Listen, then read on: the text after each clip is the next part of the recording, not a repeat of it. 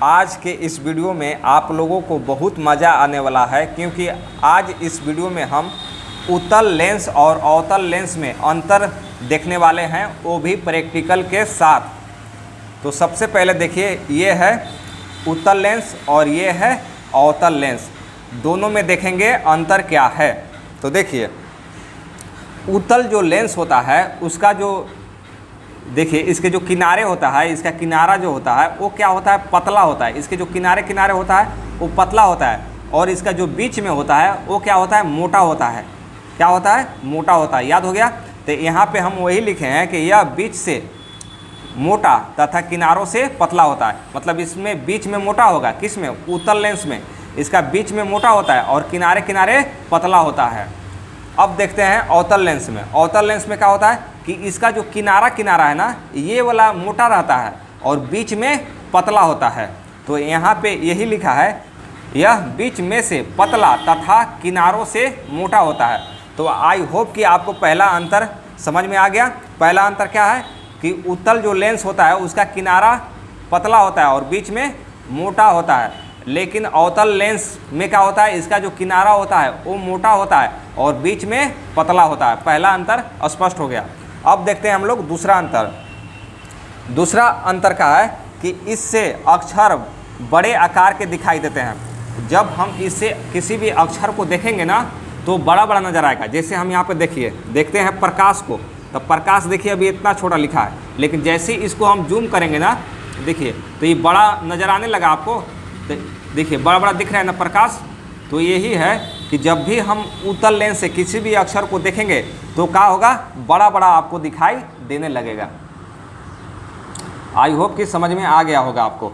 अब इसका देखिए, उत्तल लेंस का दूसरा अंतर है। इसमें क्या है कि इससे अक्षरों को जब देखेंगे ना तो अक्षर छोटा छोटा दिखाई देगा।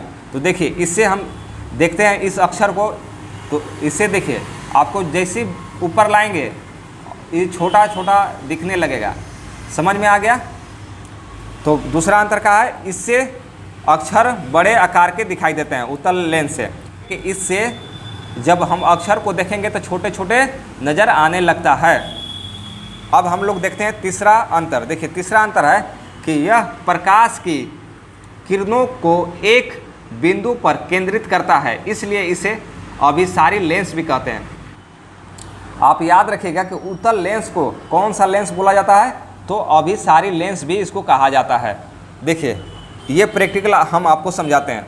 ये कह रहा है कि यह प्रकाश के किरणों को एक बिंदु पर केंद्रित करता है। जैसे देखिए उधर से प्रकाश के किरण आ रहा है, तो देखिए एक बिंदु पर यह केंद्रित कर रहा है ना। देखिए यहाँ पे देखिए एक बिंदु मिल रहा है ना, यहाँ पे देखिए एक बिंदु पर यहाँ पे केंद्रित कर रहा है प्रकाश के किरण।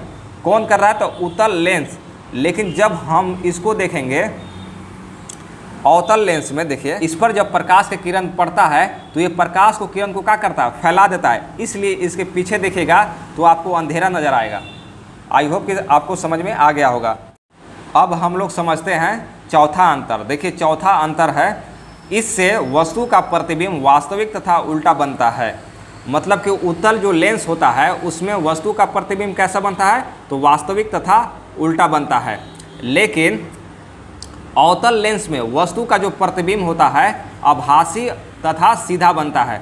जैसे इस प्रैक्टिकल के माध्यम से हम आपको समझाने का प्रयास करते हैं। देखिए दो लेंस के लेकर निखिल खड़ा हुआ है, तो एक में निखिल का जो मूड़ी है वो उल्टा बन रहा है, लेकिन दूसरा लेंस में निखिल का जो मूड़ी है वो कैसा बन रहा है, तो सीधा बन रहा है। मतलब कि एक लेंस में जो निखिल का मूड़ी है वो कैसा बन रहा है, तो सीधा बन रहा है, और एक लेंस में उल्टा बन रहा है। जिसमें उल्टा बन रहा है वो है उत्तल लेंस। उत्तल लेंस में कैसा बनता है, तो उल्टा बनता है और वास्तविक बनता है।